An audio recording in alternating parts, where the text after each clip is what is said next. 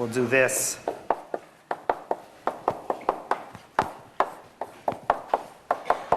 Some polynomial here, maybe cube this one. All right, so here I've factored the denominator.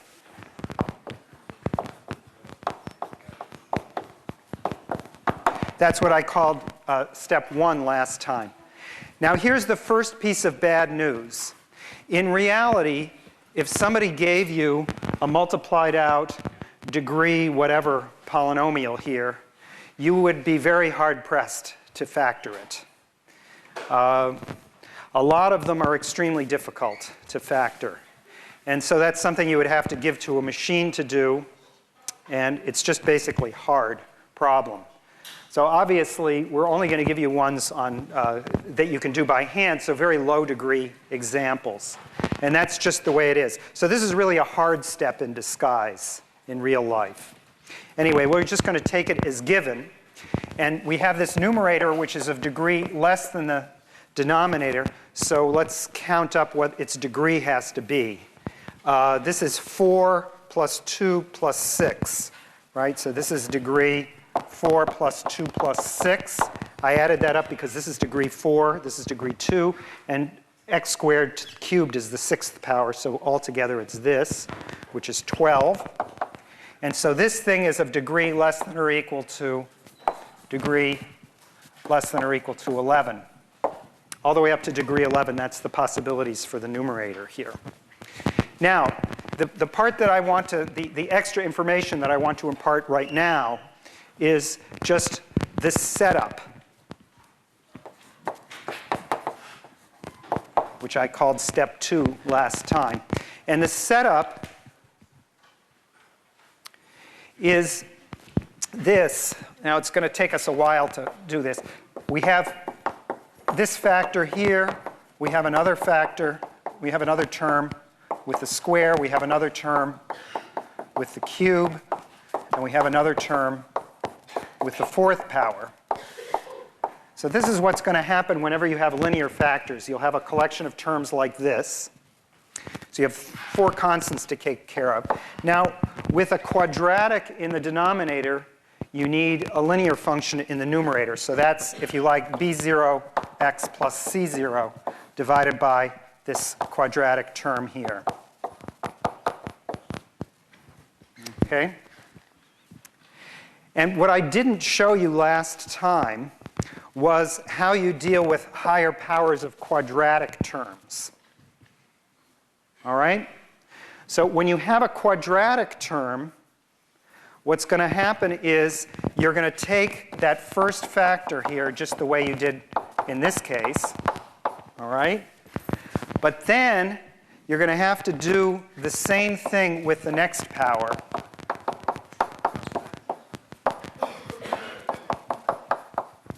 All right? Now notice, just as in the case of this top row, I have just a constant here, and even though I increase the degree of the denominator, I'm not increasing the numerator. It's staying just a constant. It's not linear up here. It's better than that. It's just a constant. And here I stayed a constant, and here I stayed a constant. Similarly here, even though I'm increasing the degree of the denominator, I'm leaving the numerator, the form of the numerator, alone. It's just a linear factor and a linear factor. So that's the key to this pattern. All right. Okay. I don't have quite as jazzy a song on mine. All right. Yeah, so this is so long that it runs off the blackboard here. So let's continue it on the next. We've got this b2x plus c2. Oh, sorry. b3x plus c3, x squared plus 4 cubed. All right. Oh, I guess I have room for it over here. So we'll put it over here.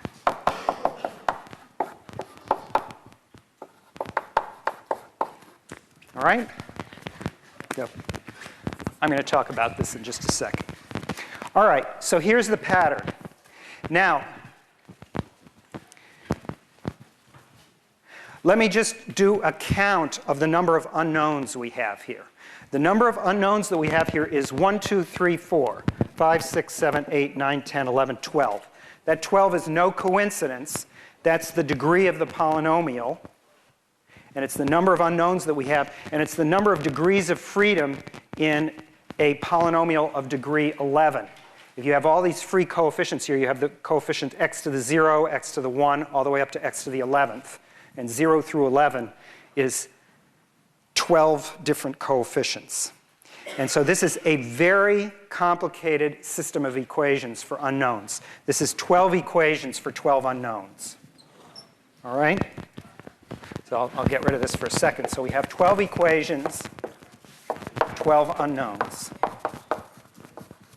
So that's the other bad news. This is, machines handle this very well, but human beings have a little trouble with 12.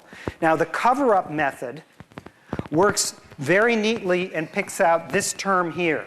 But that's it. So it reduces it to an 11 by 11. You'll be able to evaluate this in no time.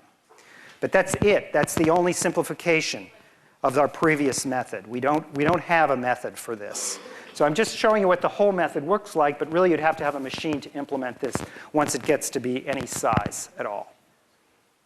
Yeah, question? 12 equations. I see that there are 12 unknowns, but isn't it just one big equation? It's one big equation, but it's a polynomial equation. So there's an equation, this function r of x is equal to a 11 x to the 11th plus a 10 x to the 10th. And these things are known.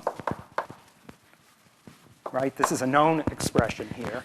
And then when you cross multiply on the other side, what you have is, well, it's a1 times, if you cancel this denominator with that, you're going to get x plus 2 cubed, x squared plus 2x plus 3, x squared plus 4 cubed, plus the term for a2, etc. It's a monster equation. And then to separate it out into separate equations, you take the coefficient on x to the 11th, x to the 10th, all the way down to x to the 0 power. And all told, that means that there are a total of 12 equations, right? 11 through 0 is 12 equations. Yeah, another question. Can I write down the rest of this? Should you write down all this stuff? Well, that's a good question. So you notice I didn't write it down. Why didn't I write it down? Because it's incredibly long. In fact, you probably, so how many pages of writing would this take? This is about a page of writing. So just think of you're a machine. How much time do you want to spend on this? Right? So the answer is that you have to be realistic. You're a human being, not a machine. And so there are certain things that you can write down and other things that you should not attempt to write down. So do not do this at home. All right. So that's the first downside to this method. It gets more and more complicated as time goes on. The second downside I want to point out to you is what's happening with the pieces. So the pieces still need to be integrated.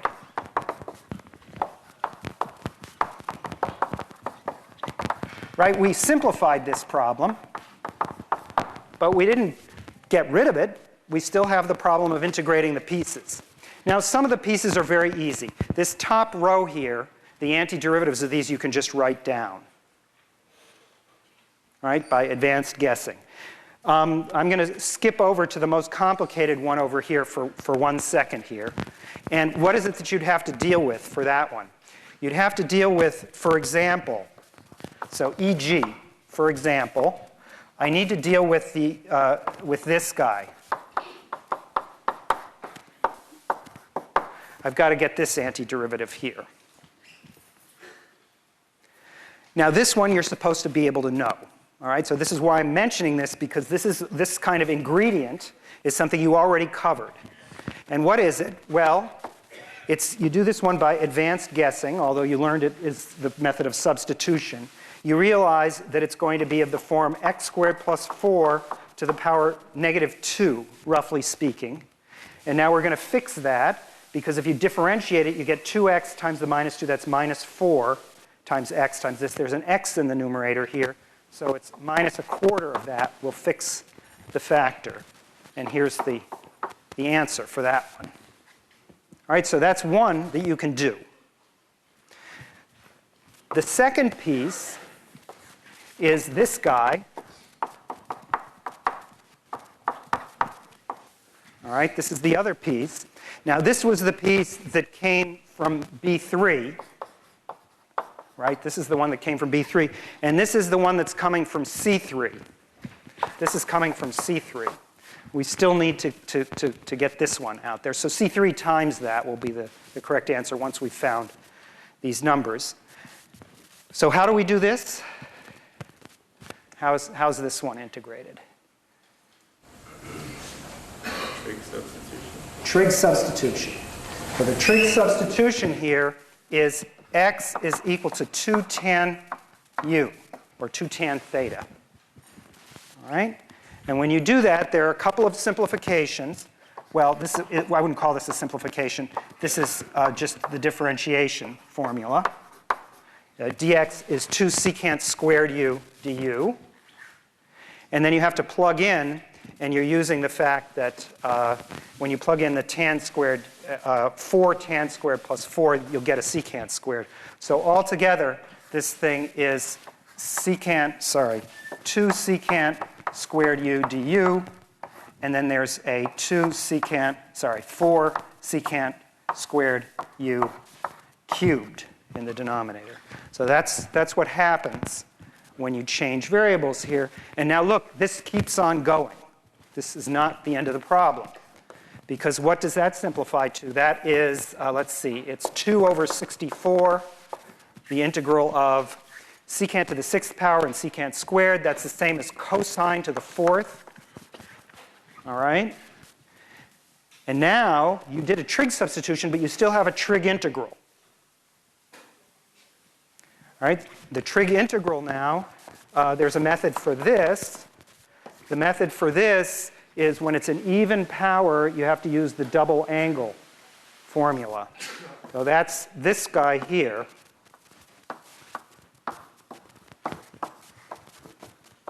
All right? And you're still not done. You have to square this thing out, and then you'll still get a cosine squared of 2u, and it keeps on going. So this thing goes on for a long time. Right? I'm not even going to finish this, but I just want to show you. The point is, we're not showing you how to do any complicated problem. We're just showing you all the little ingredients. And you have to string them together, a long, long, long process to get to the final answer of one of these questions. All right? So it always works, but maybe slowly. By the way, there's even another horrible thing that happens, which is if you handle this guy here,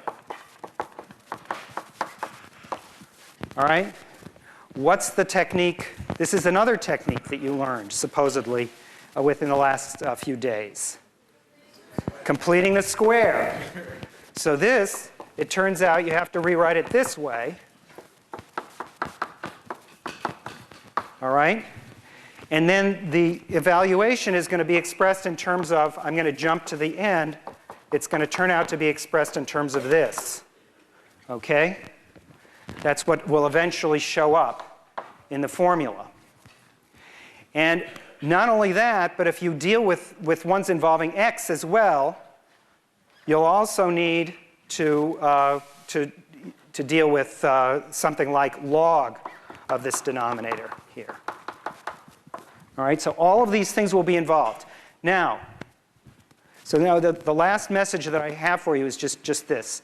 This thing is very complicated. We're certainly never going to ask you to do it, but you should just be aware that this level of complexity we are absolutely stuck with in this problem. And the reason why we're stuck with it is that this is what the formulas look like in the end. If the answers look like this, the formulas have to be this complicated. If you differentiate this, you get your polynomial, your ratio of polynomials. If you differentiate this, you get some ratio of polynomials. These are the things that come up when you take antiderivatives of those rational functions. So we're just stuck with these guys.